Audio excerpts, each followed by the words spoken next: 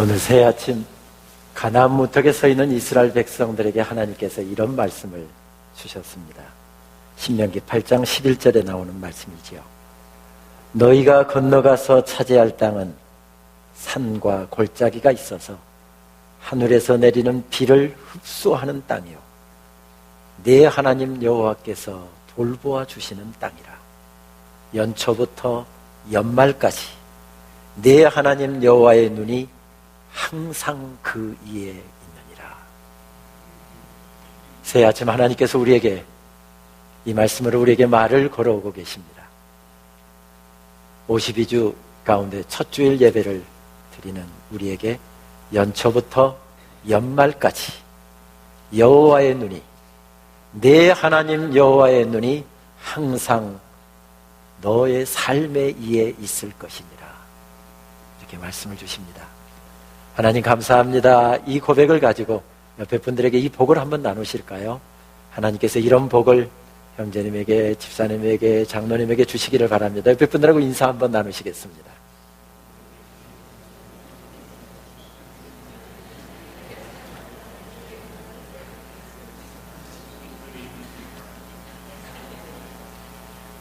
우화적인 풍자와 깊은 스토리와 그리고 여러 가지 상상력과 메타포를 통해서 현실 감각이 풍부한 이런 글들을 즐겨 쓰고 있는 한국의 이현주 작가가 있지요. 감리교 목사이기도 합니다. 날개 달린 아저씨라고 하는 제목의 책을 보니 일제강점기와 8.15 해방, 6.25와 같은 이런 한국의 어려운 시간을 보내면서 살았던 한 여인의 애달픈 삶의 이야기를 우리에게 이렇게 들려주더군요. 아이들을 잘 부탁하오. 난 언제 돌아올지 모르니 마음을 단단히 먹고 사시오. 조국이 독립되면 그대의 수고를 다 갚아주리이다. 아버지가 머뭇거리며 떠나던 날 밤 어머니는 아무 말도 못하고 아버지를 떠나보냈습니다. 어머니는 무명바지와 저고리를 두 손으로 쓰다듬으며 지금은 살았는지 죽었는지조차 알 수 없는 아버지를 생각합니다. 15세 시집와서 남편과 살아가기 몇 년, 그동안에 아들 셋에 딸 하나를 낳았습니다. 남편이 떠난 그 해에 막내 아들 막동이가 태어났지요. 어머니는 막동이가 사는 모습을 물끄러미 들여다봅니다. 막동이는 아직까지 아버지 얼굴을 한 번도 보지 못했습니다. 가슴이 아픕니다. 집 떠난 지 5해가 되도록 소식 한 번 없는 남편이 야속하다는 생각이 듭니다. 그러나 금방 고개를 흔듭니다. 아니야 그렇게 생각하면 안 돼. 애들 아버지는 잃어버린 나라를 찾기 위해서 독립운동하느라 만주벌판에서 지금 고생하고 계시는데. 어머니는 다시 방망이를 들어서 다듬이질을 계속합니다. 그러나 아무래도 손에 힘이 빠져서 더 계속할 수가 없었습니다. 어머니는 가슴에 뭐가 걸린 것처럼 답답하기만 합니다. 그래서 두 주먹으로 가슴을 내리칩니다. 아이고 동이 어머니여, 동이가 죽게 되었습니다. 옆집 칠성이가 초주검이 된 한동이를 업고 들어왔습니다. 철로 놓는데 끌려가 일하다가 일본인 순사한테 맞았다고 했습니다. 칠성이 얘기로는 한동이가 일하다 말고 오줌이 마려워서 수풀을 헤치고 파주춤을 까내리고 소변을 보는데 마침 거기에 일본인 순사가 낮잠을 자고 있었다는 것입니다. 죽도록 매를 맞은 한동이는 팥죽처럼 엉겨붙은 눈과 코를 그에 뜨지 못하고 세상을 떠나고 말았습니다. 아이고 이놈아, 네가 이래 죽다니. 무슨 말이고 왼수 같은 외놈들한테 맞아 죽다니. 아무리 큰 소리로 울부짖어도 한 번 눈을 감아버린 아들은 눈을 뜰 줄을 몰랐습니다. 동네 사람들의 도움을 받아서 뒷산을 파고 한동이를 묻은 날 밤 어머니는 마실 줄도 모르는 술을 다 마시고 당신 가슴을 새가죽 북처럼 퍽퍽 내리쳤습니다. 해방이 되었습니다. 만주로 갔던 사람들, 중국으로 갔던 사람들 하나 둘씩 다 돌아왔습니다. 그런데 아버지는 끝내 돌아오지 않았습니다. 어머니여, 아무래도 우리 아버지는 돌아가신갑제? 멀리 갔던 마을 사람들이 다 돌아왔다는 말을 들을 적마다 어머니는 몰래 골방에 들어가서 또 죄 없는 당신의 가슴을 퍽퍽 내리쳤습니다. 북쪽에서 전쟁이 일어났다는 소문이 퍼졌습니다. 술도가 마차를 끌던 이동희가 술에 잔뜩 취해서 떠들면서 돌아다녔습니다. 이젠 우리들 세상이 됐어. 어디 이놈들 맛 좀 봐라. 이동희는 이웃마을에서부터 건너온 젊은이들과 함께 어울려 몽둥이를 들고는 술도가 집으로 쳐들어가서 닥치는 대로 두들겨 부수었습니다. 이동희는 울면서 말리는 어머니에게 이렇게 말했습니다. 어머니여, 좀 가만히 계시소. 이게 다 그동안에 우리 피를 빨아먹은 부자놈들 없애자는 게 아닌겨. 아무리 말려도 이동희는 어머니 말을 들으려고 하지를 않았습니다. 그러다가 가을이 되기도 전에 이동희는 마을을 떠나 북쪽으로 가버렸습니다. 이동희가 허둥지둥 떠난 날 밤에 어머니는 밤하늘 별을 바라보다가 또 당신의 죄 없는 가슴을 퍽퍽 내리쳤습니다. 방앗간 집에 시집 갔던 분이가 인왕산 바위만큼 부른 배를 앞세우고 와서는 숨이 진 피부가 까만 계집애를 낳아놓고 울던 날에도 어머니는 죄 없는 당신 가슴만 퍽퍽 내리쳤습니다. 어머니여, 지는 인자 죽으십니다. 다시는 내 찾지 마소. 부녀는 어린애를 낳은 끝에 퉁퉁 부은 얼굴로 어머니를 쳐다보며 하염없이 울었습니다. 어쩌다가 이 지경이 되었느냐고 어머니는 딸에게 한마디도 묻지 않았습니다. 모두가 전쟁 탓이야. 아무렴 전쟁만 아니었으면 우리 시집간 우리 분이가 피부가 까만 애를 낳을 턱이 없지. 생각할수록 어머니는 가슴만 아팠습니다. 분이가 말없이 도망치듯 떠난 날 밤에도 벙어리처럼 어머니는 죄 없는 당신의 가슴만 또 퍽퍽 내리쳤습니다. 이제 어머니도 많이 늙었습니다. 할머니가 되었지요. 언제부터인지 어머니는 뒤뜰에 냉수 한 잔 담아놓고 촛불 켜놓고 간절하게 하느님께 빌기 시작합니다. 하느님이여, 하나님이여, 이 막내 자식 하나만은 제발 덕분에 살려주소. 비나이다, 비나이다. 제발 덕분에 비나이다. 어머니가 열심히 빌어서인지 막둥이는 튼튼하게 잘 자랐습니다. 그리고 예쁜 색시를 얻어서 장가를 가게 되었지요. 막둥이가 장가 간 지 한 3개월 정도 되었을 때 어머니는 막둥이를 당신 방으로 불렀습니다. 막둥아, 이 애미 좀 안아다오. 막둥이는 넓은 가슴으로 조그만 어머니를 꼭 끌어안았습니다. 참 편안하대. 어머니는 막둥이 품에 안겨 차근차근 얘기를 시작하였습니다. 만주로 가신 뒤에 소식이 없는 아버지 이야기로부터 일본 사람들한테 맞아 죽은 한동희 이야기, 빨갱이가 되어서 북쪽으로 돌아간 이동희 이야기, 전쟁통에 집을 떠나서 죽었는지 살았는지 소식 한자 없는 분이 이야기. 그렇게 이야기를 해내려가다가 어머니는 자꾸 가슴을 쓸어내립니다. 와, 가슴을 자꾸 쓸어내립니까? 답답합니까? 그래, 가슴이 답답하구만. 네 손으로 내 가슴 좀 퍽퍽 내리쳐다오. 어머니는 가까스로 저고리 섭을 내치고서는 당신의 비쩍 마른 가슴을 막둥이 앞에 환히 드러내었습니다. 막둥이는 어머니의 가슴을 내려다보고 깜짝 놀랐습니다. 어머니의 조그만 가슴이 온통 퍼렇게 멍이 들어있는 것이 아닙니까? 막둥이는 어머니의 멍든 가슴을 조심스럽게 쓸어내렸습니다. 어머니는 그렇게 아들의 품에서 행복한 웃음을 지으면서 마지막 숨을 거두었습니다. 막둥이는 어머니가 숨을 거둔 이후에도 싸늘해진 어머니의 가슴을 자꾸만 쓰다듬습니다. 그러자 어머니의 조그만 가슴에 여기저기에 퍼렇게 멍이 들었던 멍들이 어머니의 전무덤 사이로 모여들더니 탐스러운 한 송이 꽃처럼 아름다운 꽃 모양을 이루는 것이었습니다. 이렇게 푸른 꽃을 가슴에 안고 살아야 살아있는 동안 슬펐던 어머니는 슬픔 없는 나라로 먼 길을 떠났습니다. 믿음직스럽기만 한 막둥이의 넓은 가슴에 안겨서. 푸른 꽃과 어머니라고 하는 제목의 이현주 목사가 들려주는 단편의 내용입니다. 가슴 시리고 아픈 우리의 역사를 짧은 이야기 속에 어떻게 이렇게 구절구절 잘 담아낸 것입니까? 가슴을 내리치지 않으면 도무지 한시도 살아갈 수가 없어서 얼마나 가슴을 내리쳤는지 어머니 가슴에 퍼렇게 멍이 들어있었답니다. 그렇게 가슴 시리고 아픈 역사를 살아가고 삶의 모퉁이를 지나쳐 가면서도 여러분 알고 계십니까? 이런 어머니가 계셔서 역사가 세워졌다는 사실을, 가정이 세워졌다는 사실을, 우리 아들 세대가 세워지고 딸 세대가 세워지고 가난한 조국이 세워졌다는 사실을 여러분 알고 계십니까? 아닙니다. 아닙니다. 어머니, 가슴 시린 이 어머니를 품어줄 수 있는 막동이가 있었고 어머니의 시린 가슴을 쓰다듬어 줄 수 있는 막동이가 있었기 때문에 그 푸른 역사, 그 가슴 시린 역사, 그 삶의 안타까운 이야기들도 아름다워지고 있는 것을 발견하게 됩니다.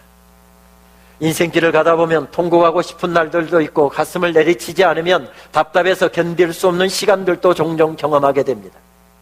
올 한 해도 하나님께서 여러분들 가정마다, 일터마다, 여러분들의 인생길마다 자녀들의 삶 속에 하늘의 축복으로 덮어주시고 하늘의 평화로 덮어주시기를 바라지만 우리들의 인생길에는 우리가 원하는 대로만 펼쳐지는 것이 아니고 때로는 이런 인생의 시간들을 보내야 할 때가 있습니다. 그런데 그 답답하고 어려운 시간 가운데 누군가 서 있으면, 누군가 내 손을 붙잡아 줄 수 있고 누군가 나를 위로해 줄 수 있는 사람이 서 있으면 인생도 아름다워지고 가정도 아름다워진다는 사실을 우리들에게 들려주고 있습니다. 그때 이스라엘 백성들은 어려운 시간을 보내고 있었습니다. 유다 나라의 왕이었던 히스기야 왕과 유다 백성들은 지금 사방으로 둘러싸여 있는 어려움 가운데 그들은 헐떡거리고 있었습니다. 당시에 최고의 강대국이었던 아수르 제국이 이스라엘 나라를 침공해 왔는데 46개 성읍을 다 점령해버렸습니다. 그리고 마지막 성읍 예루살렘 성읍 하나 남았습니다. 18만 5천 명이라고 하는 엄청난 군대를 이끌고 와서 세 겹, 네 겹으로 포위하고 서 있습니다. 성문은 막혔습니다. 출입이 끊어진 지가 오래되었습니다. 얼마나 더 버틸 수 있을지 모르겠습니다. 그렇게 풍전등화와 같은 어려움의 시간을 이스라엘 백성들이 보내고 있었다는 것입니다. 그런 어려움 가운데서 지금 답답해하고 있는데 오늘 말씀에 들어오게 되면 왕이 아수르 왕이 사신을 보내서 이런 편지를 보냈다는 것입니다. 그 편지의 내용의 요지가 10절에서부터 11절 말씀에 이렇게 기록되어 있습니다. 너는 내가 신뢰하는 하나님이 예루살렘이 아수르 왕의 손에 넘어가지 아니하리라 하는 말에 속지 말라. 아수르 왕들이 모든 나라에 어떤 일을 행하였으며 그것을 어떻게 멸절시켰는지 내가 들었으니 내가 구원을 받겠느냐? 무슨 이야기입니까? 항복하라는 이야기입니다. 너희들이 지금 하나님 믿고 있다고 하는데 그 하나님 너희들 못 도와준다는 것입니다. 하나님이 도와주려고 하면 46개 성읍이 무너질 때 벌써 도와줬지 그 하나님도 너희들 못 도와준다는 것입니다. 그러니 빨리 문 열고 성문 열고 항복하고 나오라는 이야기입니다. 이 어려운 상황 가운데 한 사람이 하나님 앞에 우뚝 서 있었답니다. 그의 이름이 누구였습니까? 히스기야였습니다. 이 어려움의 문제 상황 가운데서 그가 어려움의 문제를 다 가슴에 품고 하나님 앞으로 달려나갔답니다. 달려나가서 문제 상황을 하나님 앞에 펴놓고 하나님 앞에 기도했답니다. 올 한 해 어떤 삶의 순간을 지내든지 간에 우리가 하나님 앞으로 나아갈 수만 있다고 한다면 우리들의 삶의 즐거움도 삶의 아픔도 삶의 문제들도 하나님 앞에 내놓고 기도할 수 있고 예배할 수 있고 믿음을 가지고 찬양할 수 있다고 한다면 올 한 해가 축복의 한 해가 될 줄 믿습니다. 참 아름다운 모습을 우리들에게 보여주고 있습니다. 그러나 여러분 너무 쉽게 미워하지 마십시다. 왜 그렇습니까? 삶은 그렇게 녹록하지 않기 때문에 그렇습니다. 지금 전쟁터에서 열심히 싸워도 죽을 것 같은 어려운 위기 가운데 서 있는데 지휘관이 보이지 않아서 사령관이 보이지 않아서 백방으로 찾아보았더니 사령관이 한가하게 나가는 교회 가서 엎드려 기도하더랍니다. 병사들이 얼마나 불안했을까요? 지금 회사가 부도 직전입니다. 백방으로 뛰어도 부도를 막을까 말까 하는 상황인데 사장의 얼굴이 보이지 않아서 찾아보았더니 나가는 교회 가서 엎드려 기도하고 있더랍니다. 300명이 갇혀 있는데 피하라는 이야기 한마디만 했어도 되는데 괜찮다고 방송해놓고 자기들만 살겠다고 서둘러서 몸을 피신했던 세월호의 선장과 선원들은 얼마나 우리를 분노하게 했습니까? 넉넉히 구조할 수 있는 골든타임 다 우왕좌왕하다 놓쳐버리고 한 사람도 구하지 못하고 아무것도 하지 못했던 그 담당자들과 무능한 정부와 그리고 언론들은 우리를 얼마나 분노하게 했습니까? 지금 그런 이야기입니다. 싸워야 할 사람이 싸울 생각하지 않고 어려움의 문제를 해결해야 될 사람이 해결하려고 하지를 않고 한가하게 하나님 앞에 가서 손들고 기도하고 있더랍니다. 무기력하기 짝이 없는 이런 모습을 우리들에게 보여주고 있습니다.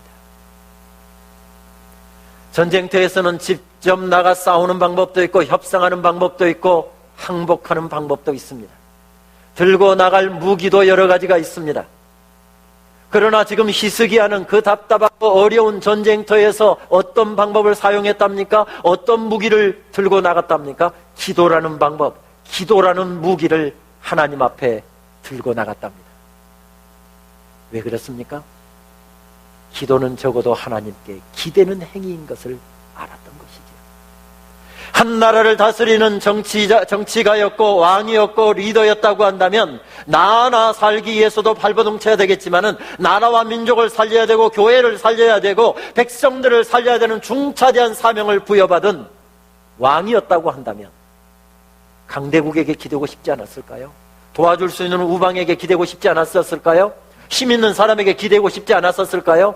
그런데 사람에게 기대지 아니하고 하나님께 기대었답니다. 기도는 하나님께 기대는 행위이기 때문에 그렇습니다. 기도는 하나님의 집으로 들어가는 행위이고 하나님과의 깊고 깊은 친교 가운데로 들어가는 행위인 것을 그가 알았기 때문이었다는 것입니다. 그래서 유명한 영성신학자인 헨리 나우에는 그렇게 이야기합니다.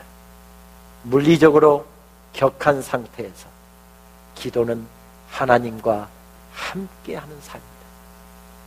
내 삶에 풍랑이 일어나는 격한 상태, 나를 절망하게 만들고 나를 울게 만들고 나를 답답하게 만들고 나를 방황하게 만드는 물리적으로 격한 상태에서 하나님과 함께하는 것이 기도랍니다.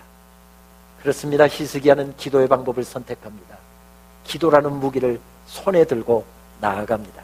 그의 기도는 이렇게 시작되죠. 16절 말씀에 보게 되면 하나님께 대한 그의 신앙 고백으로부터 기도가 시작되고 있습니다. 그룹 가운데 계시는 이스라엘의 하나님 만군의 여호와여. 이렇게 히스기야가 장엄한 수사를 사용하여서 하나님의 이름을 부르는 것은 아수르 왕이, 아수르 군대가 얼마나 살아계신 하나님의 이름을 모욕했는지 모릅니다. 그 모욕에 대한 저항인 것 같습니다. 그의 기도는 이렇게 계속해서 이어집니다.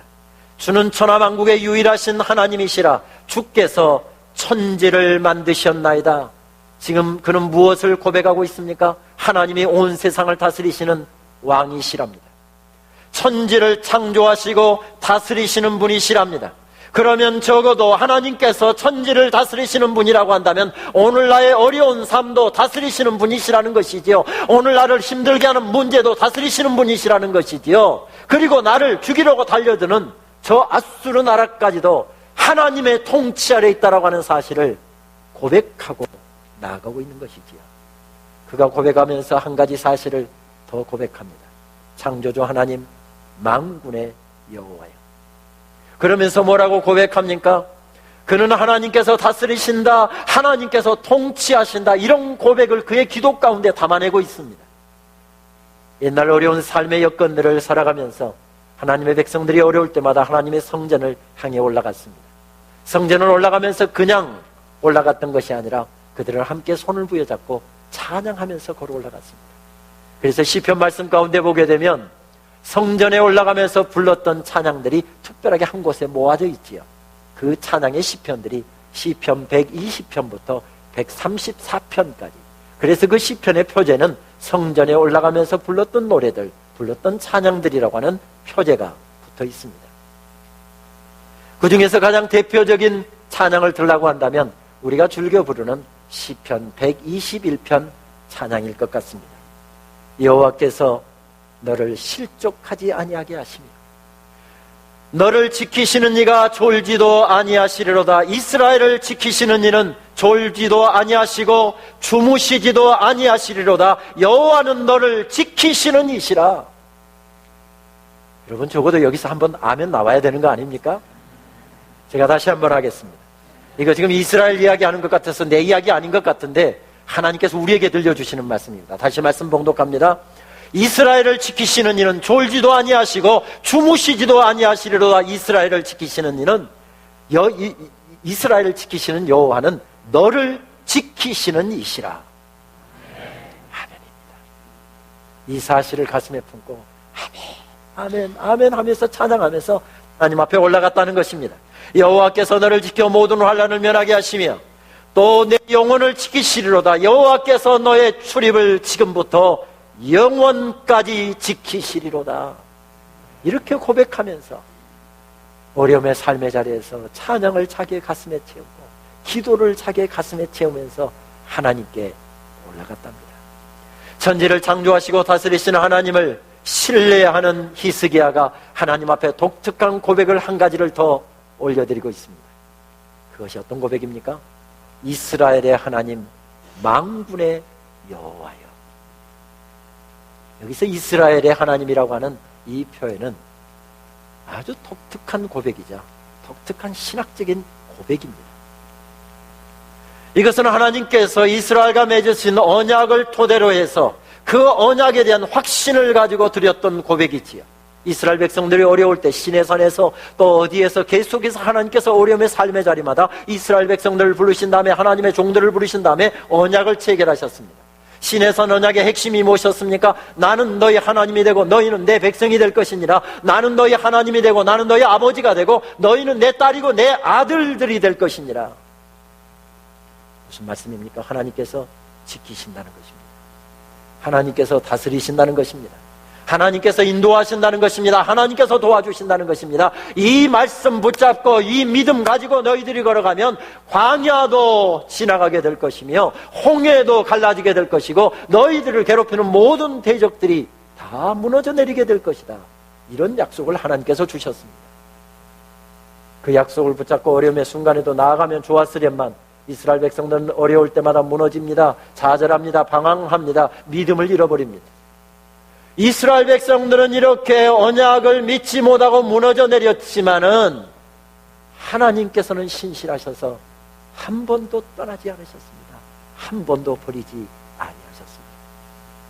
바로 그 사실을 고백하는 내용이 이스라엘의 하나님 만군의 여호와여 한 고백입니다. 이런 고백을 가장 잘 담아내는 찬양 한 곡을 들라고 한다고 한다면 이런 찬양을 들 수 있을 것 같습니다. 하나님 한 번도 나를 실망시킨 적 없으시고 언제나 공평과 은혜로 나를 지키셨네. 오 신실하신 주, 오 신실하신 주, 내 너를 떠나지도 않으리라, 내 너를 버리지도 않으리라 약속하셨던 주님, 그 약속을 지키사 이후로도 영원토록 나를 지키시리라 확신하네. 저는 목회가 좋아서 목회를 했던 사람이었습니다. 한국의 어떤 교회에서 전임 전도사를 하고 부목사를 하고 담임 목회를 하다가 대학원 지도교수의 강권에 못 이겨서 저는 늦은 나이에 미국에 유학을 왔더랬었습니다. 늦은 나이에 왔기도 했고 또 가진 것이 없이 빈손 들고 왔기 때문에 참 어려움들이 많았습니다. 그 어려운 일들이 많을 때마다 도무지 내 힘으로는 헤쳐나갈 수가 없었을 때 항상 잠이 부족했지만 아침 6시면 항상 학교 채플에 가서 제 아내와 함께 두 손을 높이 들었습니다. 그때마다 하나님께서 약속으로 제 입술에 채워주셨던 찬양이 바로 이 찬양이었습니다. 공부 마치고 돌아가던 날 한 학기도 버티기 어려운 작은 돈 가지고 왔는데 너무 하나님의 은혜가 감사해서 얼마나 살았나 하고 생각해 보았더니 미국에서 정확히 7년 3개월 열흘을 살았는데 하나님께서 한 끼도 굶지 않게 하셨습니다. 한 학기도 쉬지 않게 하셨습니다. 그 은혜 감사해서 울먹이고 있는 제 입술에 고백으로 담아주셨던 찬양이 바로 이 찬양이었습니다. 여러분, 이 고백 신실하신 하나님 앞에서 내 가슴에 한번 채우시지 않겠습니까? 우리 같이 한번 찬양하실까요? 오 신실하신 주, 함께 찬양하시겠습니다. 오 신실하신 주, 내 너를 떠나지도 않으리라. 내 너를 버리지도 않으리라. 약속하셨던 주님, 그 약속을 지키사 이후로도 영원토록 나를 지키시리라 확신하네.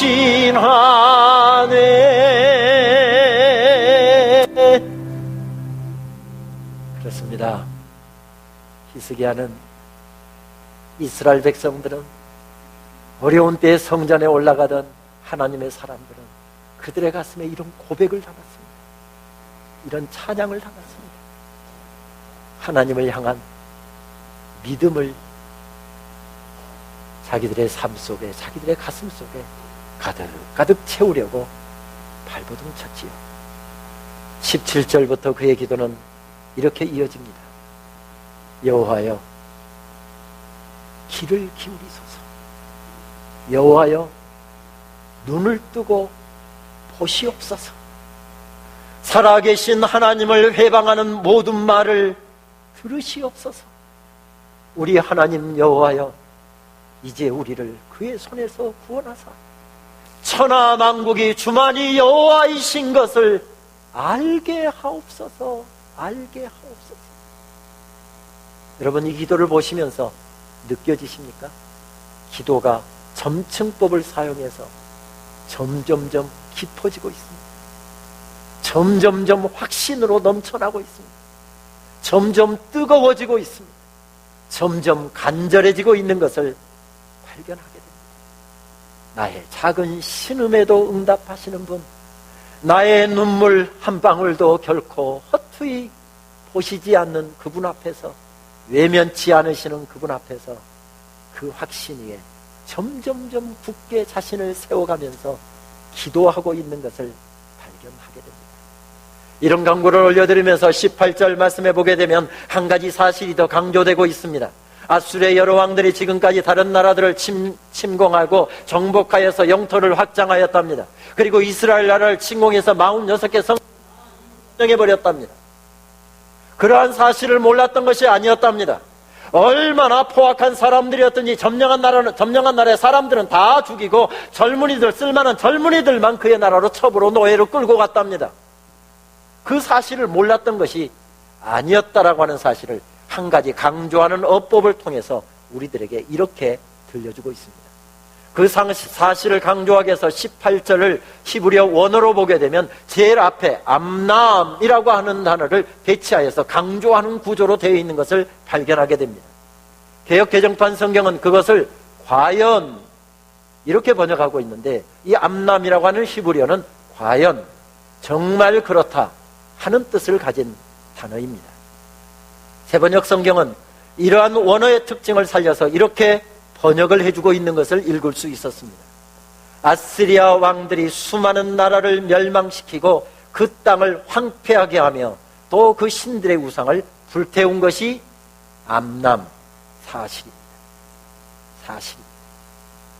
그런데 이것을 조금 더 도치해서 우리가 히브리어 원어의 그 특징을 그대로 살린다고 한다면 그것이 사실입니다. 아시리아 왕들이 수많은 나라를 멸망시킨 것도 사실이고, 그 땅을 황폐하게 한 것도 사실이고, 그 신들의 우상을 불태운 것도 사실입니다. 무슨 이야기입니까? 히스기야가 삶의 상황을 몰랐던 것이 아니었다는 것입니다. 문제의 심각성을 몰랐던 것이 아니었다는 것입니다. 내 삶의 어려움을 전혀 몰랐던 것이 아니었다는 것입니다. 이상만 추구하고 하늘나라의 것만 추구하는 현실성이 없는 그런 신앙생활을 하고 있었던 것이 아니었답니다.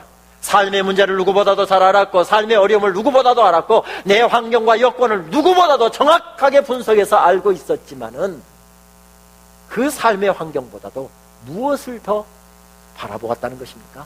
하나님을 바라보았다는 사실을 강조하고 있습니다. 상황을 몰랐던 것이 아니라는 말씀이지요. 강대국 아수르의 엄청난 군사력과 각 나라들에게 행한 전투력과 잔인함을 몰랐던 것이 아니었다는 말씀이지요. 시장의 판도를 몰랐다는 말씀이 아니지요. 내가 처한 상황, 내가 나라가 처한 현실을 몰랐던 것이 아니었다는 말씀이지요.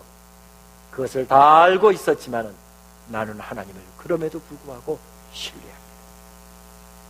나는 하나님을 신뢰합니다. 이러한 고백을 가지고 하나님 앞에 나아갔다는 것이지요. 오늘 이사야서 37장의 말씀은 이사야서 전체의 말씀의 구조를 보게 되면 아주 독특한 위치를 차지하고 있는 말씀입니다. 이사야서는 여러분들이 아시는 대로 전혀 다른 상황과 전혀 다른 내용, 두 가지 혹은 세 가지 내용으로 구성된 말씀이죠. 1장부터 35장까지 말씀은 이스라엘이 하나님을 등지고 살았을 때 이스라엘을 향한 하나님의 진노와 심판의 메시지를 담고 있고, 그 주변 나라들을 하나님께서 어떻게 심판하시며 다스리실 것인지 이런 심판의 메시지가 담겨 있습니다. 그리고 35장까지 나온 다음에 뚝 뛰어넘은 다음에 40장 같은 경우에 40장부터는 66장까지 혹은 55장까지로 구분이 되기도 하는데, 전혀 여건과 시대가 달라지고 있습니다. 거의 시간은 70년의 시점이 지난 이후의 기록을 담고 있습니다. 이스라엘 나라가 그렇게 하나님의 진노를 살아서 멸망을 당했답니다. 바벨론의 포로로 수많은 사람들이 끌려갔답니다. 자그마치 70년의 세월을 그곳에서 보냈답니다. 우리가 지금 70주년이 되고 우리 민족이 분단된 지 70년이 되는 해를 살고 있는 것처럼 바로 그때를 살고 있었던 이스라엘 백성들에게 갑자기 메시지가 달라지면서 이사야서 40장 말씀을 보게 되면 위로하여라 위로하여라 내 백성을 위로하여라, 하나님의 위로의 메시지가 있습니다. 하나님의 회복의 메시지가 담겨 있습니다. 하나님의 구원의 메시지가 담겨 있습니다. 그 중간에 36장부터 39장을 마치 부록을 끼워 넣는 것처럼 쫙 끼워 넣는 말씀이, 그 말씀이 오늘 본문의 말씀입니다. 특별히 36장부터 39장까지의 말씀은 두 가지 사건을 다루고 있습니다. 우리가 지금 읽고 있는 것처럼 아수르, 이 나라의 사네립 왕 이스라엘 백성들을 침공한 사건과, 그리고 히스기야가 개인적인 문제, 질병에 걸려서 죽게 된 두 가지 사건을 기록하고 있습니다. 무슨 말씀입니까? 우리가 하나님의 말씀대로 살지 아니하여서 하나님의 진노를 받을 수밖에 없고 하나님의 심판 앞에 놓여질 수밖에 없는 우리 인생인데, 하나님께서 우리에게 특별한 은혜를 보내주시고 예수 그리스도를 보내주시고 우리를 무조건적으로 용납하시는 하나님의 끝이 없는 사랑, 헤세드의 사랑을 덧입혀 주시는 놀라운 사랑, 그 사이에 우리가 서 있다는 것입니다. 그 사이를 살아가는 사람들이 어떻게 살아가야 될지 역사적인 부록처럼, 그래서 이사야를 연구하는 학자들은 이 부분을 가리켜서 historical appendix라고 이야기를 하죠. 역사적인 부록을 통해서 우리들에게 교훈을 하고 있다는 것입니다. 새해를 너에게 주었는데 남은 인생을 살아갈 때, 너의 삶에 어려운 문제가 부딪혀올 때, 너의 삶이 평탄한 인생길을 걸어갈 때 내가 어떻게 살아야 할지, 내가 어떻게 살면 좋을지, 지금 히스기야를 통해서 우리들에게 말을 걸어오는 구조로 우리들에게 들려주시는 말씀이 오늘 본문의 말씀입니다. 히스기야의 행동에서 배워야 한다는 것이죠. 미메시스, 히스기야의 삶을 모사하라는 것입니다. 그렇게 닮아가려고 몸부림치라는 것입니다. 그 교훈을 바로 알고 히스기야가 하나님 앞에 혼자 서 있지만 우뚝 일어섰던 것처럼, 내가 일어서면 교회가 세워지고 너희 가정이 세워지고 새해 2012년도 너의 인생이 세워지고 너희 자녀들이 세워질 것이다. 반대로 히스기야와 같은 사람이 많지 않으면 역사가 어려워질 것이다. 교회가 어려워질 것이다. 너의 인생도 어려워질 것이다. 이런 교훈을 우리들에게 주시는 말씀입니다. 가슴을 치고 통곡하고 아쉬워할 수밖에 없는 상황에서 자신을 하나님 앞에 세우는 사람, 그 사람이 우뚝 서 있는 곳에 이사야를 통해서 하나님의 말씀이 이렇게 들려옵니다. 이스라엘의 하나님 만군의 여호와께서 말씀하시되, 22절 말씀, 여호와께서 그에 대하여 이같이 이르시되, 하나님께서 우리에게 지금 말씀하고 계시다는 것입니다. 그러면서 어떤 말씀이 이어집니까? 아수르가 이스라엘을 멸시하고 조소한 것이, 해방하고 능력한 것이 뭐라고 말씀하시지요? 내게 한 것이라. 너희에게 한 것이 아니라 내게 한 것이라, 이렇게 말씀을 주고 계십니다. 그래서 22절부터 23절 말씀을 보게 되면 말씀이 이렇게 우리들에게 들려줍니다. 내 아픔은 내 아픔이 아니라 이제부터 내 아픔이다. 내 문제는 내 문제가 아니라 이제부터 내가 핸들할 문제다. 너의 답답함은 너의 답답함이 아니라 나의 답답함이다. 너의 대적은 너의 대적이 아니라 내가 핸들할 나의 대적이니라. 그러면서 말씀은 32절로 이렇게 이어지고 있습니다. 만군의 여호와의 열심히 이를 이루시리라. 만군의 여호와의 열심히 이것을 이루실 것이라.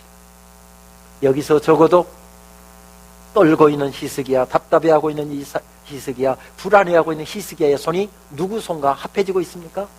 하나님의 손과 합해지고 있습니다. 히스기야의 발이 하나님의 손과 포개지고 있습니다. 한국의 한 교회에서 부목사로 사역을 잘하고 있던 제 제자 가운데 한 목사님이 저에게 와서 담임 목회지 추천서를 부탁했습니다. 어떤 교회인데 하고 이야기를 들어보니까 제가 알고 있는 교회였습니다. 교회가 제법 규모도 있고 또 이민교회로서는 꽤 큰 교회였는데 그 교회에 30대 중반의 나이로는 그 큰 교회를 감당하기가 어렵기도 하겠고 이민교회 목회 경험이 한 번도 없는 그가 감당하기에는 춤없이 어렵겠다 싶은 생각이 들어서 저는 만류를 했습니다. 담임 목사님이 은퇴하는 과정에서 그 좋은 교회가 어려움 가운데 있다는데 하나님 그 교회를 좀 회복시키고 싶습니다. 말씀과 예배를 통해서 그 성도님들과 함께 정말 좋은 교회, 행복한 교회를 한번 만들어보고 싶습니다. 그래서 추천을 했더랬습니다. 다행히 담임 목사로 승진이 되어서 그 여자는 그 교회에 부임을 하게 되었습니다.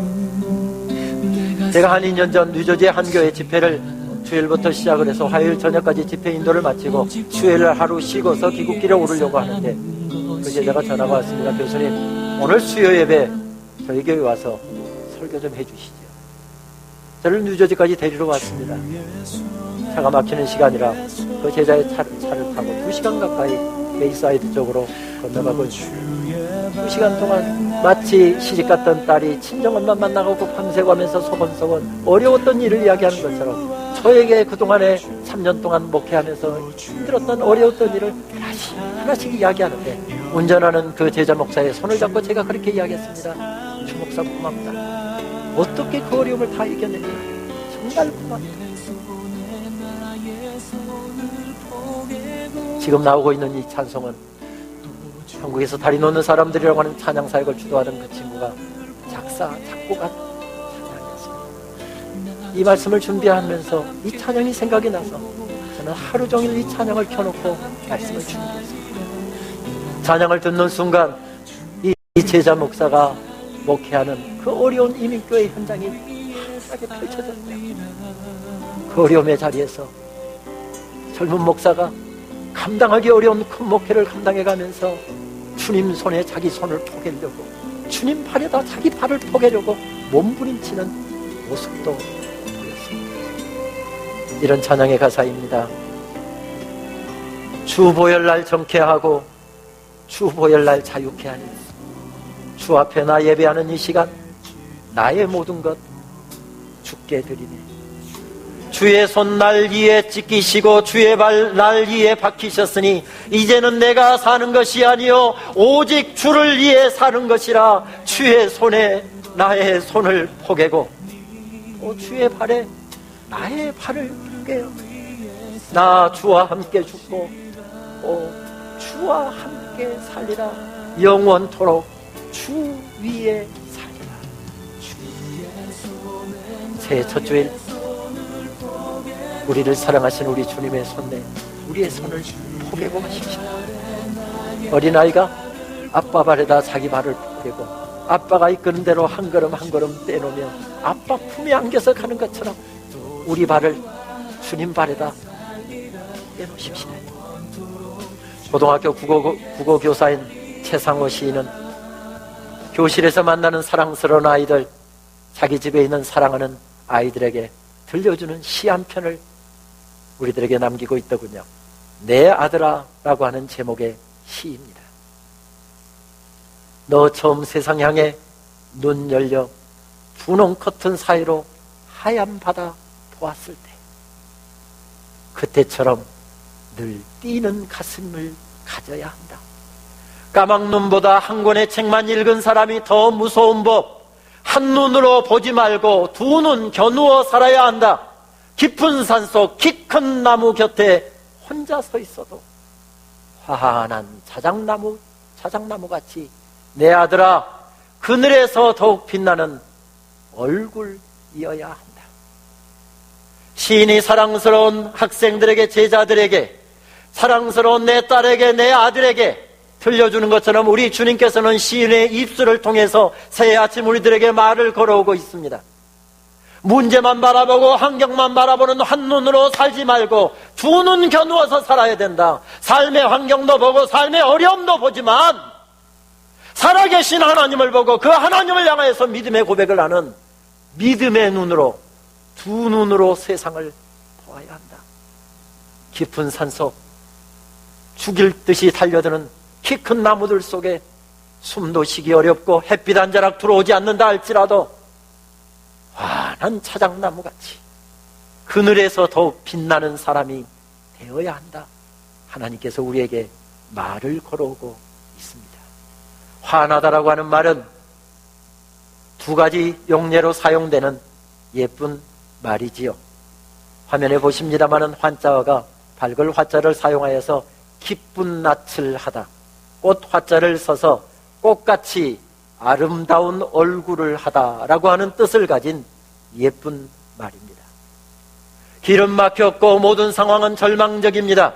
죽일 듯이 달려오는 문제들 앞에서 숨 막힐 듯이 둘러싸여 있는 깊은 산속 키 큰 나무들 속에 둘러 살아가지만은 내 손을 포개고 계시는 우리 주님의 놀라운 은혜 때문에, 내 발을 포개고 가시는 우리 주님의 놀라운 사랑 때문에 키 큰 나무들 속에서도 기죽지 않고 기쁜 낯을 하고 꽃처럼 아름다운 얼굴을 하고 그렇게 서 있는 하나님의 사람들, 주님께서는 이렇게 우리들에게 다시 말을 걸어오십니다.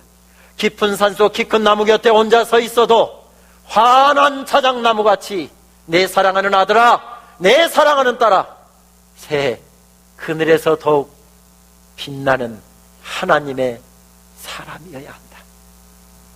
올 한 해 살아갈 때 이런 놀라운 사실을 고백할 수 있다고 한다면 우리 작은 일에 우리 정성을 다하십시다. 예배 드리는 시간도 정성을 다하시고, 찬양을 드릴 때도 그냥 부르지 마시고 그냥 앉아있지 마시고 내 최고의 정성을 들여서 하나님께 예배하고, 기도할 때도 최고의 정성을 들여서 기도하고, 사랑스러운 사람 등 한번 두들겨 줄 때도 대충 두들겨 주지 마시고 따뜻하게 두들겨 주고, 내 사랑스러운 아이들 허그 한번 해줄 때도 대충 허그하지 마시고 온 마음으로 허그해주는 작은 것들에 마음을 다하고 살아가면 우리들 속에도 이런 위로의 역사가 넘쳐나게 될 줄 믿습니다. 최근에 개봉된 한국 영화 영리는 개혁군주였던 정조대왕의 이야기를 그린 영화이지요. 정조는 당시에 집권 세력이었던 노론 세력의 음모에 휘둘려서 할아버지 영조의 믿음을 받아 뒤주에 갇혀 죽임을 당한 사도세자의 아들이었지요. 보복을 두려워한 집권 세력은 역적의 아들은 왕이 될 수 없다는 명분으로 사도세자의 아들이었던 이 세손, 그러니까 정조가 왕이 되는 것을 무척 두려워했었지요. 영조가 갑자기 세상을 떠나자 영조의 뒤를 이어서 세손이 왕위에 올랐는데 그 사람이 바로 정조대왕 아니었습니까? 사사건건 반대하고 궁중의 미세 세력까지 장악하고 있던 그들은 왕을 죽이려고 암살 음모를 꾸밉니다. 이 영화는 왕위에 오른 지 1년 후에 1778년 7월 28일 집권 세력들이 왕을 암살하려고 했던 정유역변을 그린 영화이지요. 죽이려고 달려드는 세력들 앞에서, 신하들과 경선하는 자리에서, 그리고 영화 마지막 장면에서 이 영화는 중용 23장의 내용을 통해서 우리들에게 끊임없이 말을 걸어오고 있습니다. 작은 일도 무시하지 않고 최선을 다해야 한다. 작은 일에도 최선을 다하면 정성스럽게 된다. 정성스럽게 되면 겉에 배어나오고, 겉에 배어나오면 겉으로 드러나고, 겉으로 드러나면 이내 밝아지고, 밝아지면 남을 감동시키고, 남을 감동시키면 이내 변하게 되고, 변하게 되면 생육된다. 그러니 오직 세상에서 지극히 정성을 다하는 사람만이 나와 세상을 변하게 할 수 있을 것이다. 바뀐다. 온 정성을 다해 하나씩 하나씩 배워간다면 세상은 바뀐다. 죽이려고 달려드는 세력들 사이에서 그는 환한 자작나무였던 게지요. 작은 일에도 최선을 다하고 정성스럽게 모든 일을 하면 바뀐다는 것입니다. 자기를 죽이려고 달려드는 세력도 바뀌고, 자기의 적대자들도 바뀌고, 어려운 상황도 바뀌고, 어려운 나의 삶의 모든 여건들도 바뀐다는 이야기죠. 그래서 그는 작은 일에 정성을 다하겠다고 다짐합니다. 복된 새해를 하나님께서 허락해 주셨습니다. 첫 주 예배를 드리는 오늘부터 감사로 한 해를 마무리하는 송구영신 예배 때까지, 연초부터 연말까지 하나님께서 여러분들의 삶을 약속하신 대로 친히 인도해 주시고 하늘 축복과 평화로 덮어주시기를 바랍니다. 그 은혜 앞에서 살아갈 때 혼자 서 있어도 환한 자작나무, 하나님을 믿기 때문에, 하나님을 신뢰하기 때문에 환한 자작나무 같이 서가셔서 올 한 해가 여러분들의 생애 최고의 해가 될 수 있게 되기를 바랍니다. 기도하시겠습니다. 아버지 감사합니다. 귀한 교회, 귀한 목사님을 세우시고 이날까지도 정성을 다해서 주님을 섬기는 교회가 되게 하셨는데, 오늘 신년 첫 주에 모든 정성과 모든 마음을 다 합하여 하나님께 예배하는 자리에서 말씀을 주셔서 감사합니다. 아무리 어려워도, 아무리 답답해도, 아무리 캄캄해도 하나님 앞에 달려나가 두 손 높이 들고 살았던 한 사람처럼 하나님, 우리가 그렇게 이 새에 서게 하여 주시사 나 때문에 교회가 밝아지게 하시고, 나 때문에 가정과 자녀들과 하는 모든 일들이 하나님의 은혜로 환한 자작나무같이 밝아지는 놀라운 역사 있게 하여 주시옵소서. 고백을 채우고 돌아갑니다. 올 한 해 정성을 다해서 예배하게 하시고, 정성을 다해서 맡겨주신 사명 감당하게 하시고, 정성을 다해서 하나님 기뻐하시는 그 일을 위해서 달려나갈 때마다 하나님 세워지는 역사, 가정이 세워지는 역사, 인생이 세워지는 역사, 교회가 세워지는 역사, 복음의 역사가 세워지는 역사, 하나님 나라가 세워지는 역사가 올 한 해도 계속될 수 있도록 인도하여 주옵소서. 이 사명 감당하려고 발버둥치는 주의 종들이 달려나가고 주의 백성들이 살아가는 삶의 현장을 하늘의 복으로 덮어주옵소서. 하늘의 평화로 덮어주옵소서. 하늘의 위로와 능력으로 덮어주시옵소서. 특별히 우리 박 목사님을 세우셔서 우리들에게 새롭게 하나님의 말씀을 들려주시는 말씀의 사역자로 세워주셔서 감사합니다. 보이는 성례전으로 우리들에게 하나님 친히 보여주는 성례전의 사역자가 되게 하신 것을 감사합니다. 하늘 능력으로 덮어주셔서 종이 하나님 앞에 무릎 꿇고 눈물로 빚어 말씀을 이 강단에서 피투하듯이 말씀 선포할 때마다 들려지는 말씀을 통하여 늘 새롭게 주의 백성들이 소성케 되어 강야와 같은 인생길을 힘차게 올 한 해도 믿음으로 달려갈 수 있도록 붙잡아 주시옵소서. 예수님의 이름으로 축복하며 기도하옵나이다. 아멘.